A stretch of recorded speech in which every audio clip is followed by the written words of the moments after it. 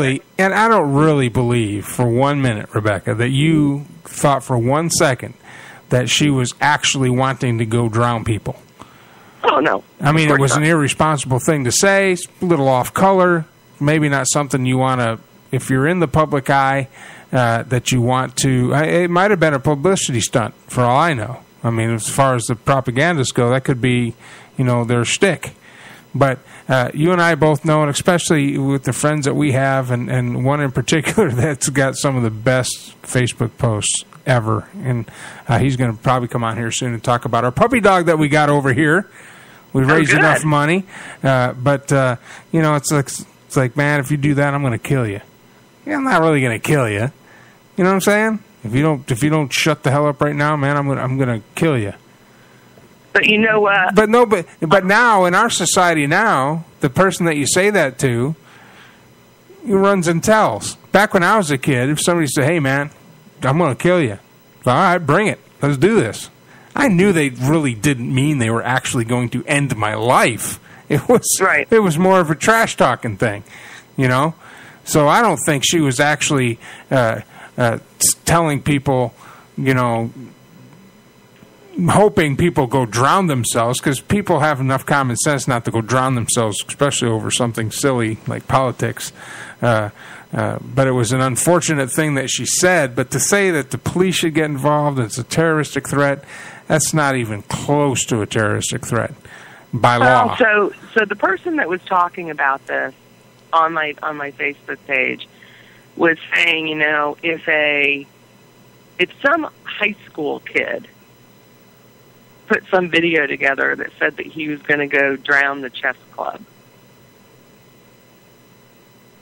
someone would probably go look into that. Oh, absolutely. And the way our society is now, that's I know they would. If you make a video and hold your hand up like a gun, the police are going to come calling. That's how far off track we've gotten. But yes, agreed. And that was the analogy she was making. Now, obviously, going from house to house drowning people. I was joking about her being very, very busy, but she would be, right? I mean, there are millions of people all over the country. She's not a big woman. So had she made it to my house, right, I think I kind of might have liked it, actually. I don't know. Once she made it to Texas, she would have had a problem because I'm kind of weird that way. I'd be like, come to my house. So you can drown me. Yeah. Well, so if she made it to a lot of Texans' houses, there would be a problem because when she came in the front door, she'd be shot. Yeah, pretty much. Yeah. You break into somebody's house in Texas and in some other states, and you're taking your life in your hands. Chances are. Chances are. Yeah. Chances are. Walmart had a sale, and they got enough. But it's the whole soundbite. And the propaganda and all this that you're talking about, I think it's a real problem. And I'm not sure how to solve it because I don't think legislation is the answer. It's not. What it's going to take is it's going to take a difference in the media. It's going to take guys like myself and Matt Hazley here at Armed Radio and guys that talk about this stuff to educate people. And what it's really going to take is people to vote. And you don't have to vote Libertarian or Republican or Democrat. It doesn't matter who you vote for, just as long as you educate yourself to the best of your knowledge so that when you cast that vote, it's not wasted. It can't be stolen, but it can be wasted. Especially if you vote a dogma or if you vote a certain philosophy that sounds good, but you haven't done any real research in. Does that make sense? Yes. I mean, that's one of the things. I tell people to vote their heart, right?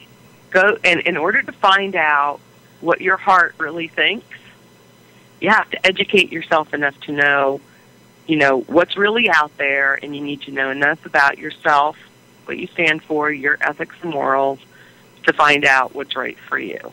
And once you do that, you know what? Go vote. Go vote what's right for you. Of course, I'm hoping that, what's right for them is me. Is you, yeah. I'm hoping that. and if it's not, vote for somebody. No. Go vote for what you believe in, right? That is the base of a republic. Well, Rebecca, it's always a pleasure to have you on the show, and we'll have you back before vote time comes. I'm trying to get Jamie Belasia on here, and I've reached out to him numerous times. He's got people in place, and he's got some money involved in his campaign. So I'm going to still try to get him on, because him and I used to go head-to-head in the courtroom. So I want to listen to that show. I gave him a lot of customers. Let's put it that way. So you kept him in work. I kept him in work, and I was talking real quick because we're running a little bit over. But Jamie and Adam Raposa, who also I'm trying to get on the show, were DWI lawyers and I arrested a lot of DWIs when I was a cop. And Adam Raposa was out talking to me once, and he says, why do you talk to me? I said, what do you mean? He says, why do you? I mean, you're the only cop that ever comes up and just talks to me and doesn't hate me. So why do I hate you? Why would I have a reason to hate you? So as long as you're ethical in the courtroom and you defend your client, I've got my report. That's all I got. I mean, I'm not personally invested in your client at all. Matter of fact, I don't even remember your client. I arrested him 8 months ago. Well, so here's the deal. You're doing your job. And he's doing his. And I said, he's doing his job. If anything, you should like me. And he goes, well, why should I like you? I said, because I'm giving you customers. You don't have anything to do if I don't arrest people.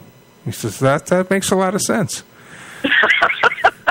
And I said, and the other thing is why I get along with you and Jamie and others. And Betty Blackwell, who's a sweetheart. She is a doll. And she will cut you up on that stand, too. She's very deceiving, very good defense lawyer. But I said, I don't care if your defendant gets convicted. He goes, what? I said, I don't care if they get convicted. I don't care. I'm here for time and a half. It's my day off. I work at night. I've already done my part. I solved the problem. I got him off the street that night. If you get him off in the courtroom, how much money does he still had to spend? Thousands. $10,000, $15,000, $17,000 to get a not guilty verdict. Maybe that'll make him think twice. If all that money that he just got spent, plus it doesn't do anything with the civil side, which is all through the ALR process, so his license is still suspended, even if he's found not guilty. His license he's still got surcharges, even if he's found not guilty. He's still got all that stuff that goes on, because neither the civil side of it and the criminal side of it don't have anything to do with each other. One is a violation of the law, and the other one is a violation of the condition of your license, your privilege to drive. So we get along, and I gave him a lot of customers. So I'd love to get him on the show and have him talk, because I'm voting for him for AG. I'd love to have him as the AG, because he is all about the Constitution. And having a conversation with him is like talking to you and any other libertarian I've talked to. I mean, it's all about that piece of paper written on hemp. Written on hemp. You're funny. All right, Rebecca, thank you so much for coming on. We'll get you on again soon, okay? Thanks for having me on, and have a great evening. You too. Thank you. Go to bed. It's past your bedtime. Yes, sir. All right. That's Miss Rebecca Paddock. She's on the Libertarian ticket for candidate for senator, running as John Cornyn and some other guy on the Democratic ticket who I forgot his name already. So make sure you get out to the polls. We've had a great time. I've had a great time, as I always do. Make sure to listen to Armed Radio all throughout the week. We've got a lot of great